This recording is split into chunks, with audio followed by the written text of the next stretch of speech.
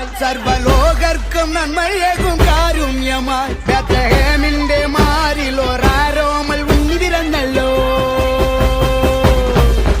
ഗബ്രിയേലിന്റെ ദർശന സാഫല്യമായി സർവലോ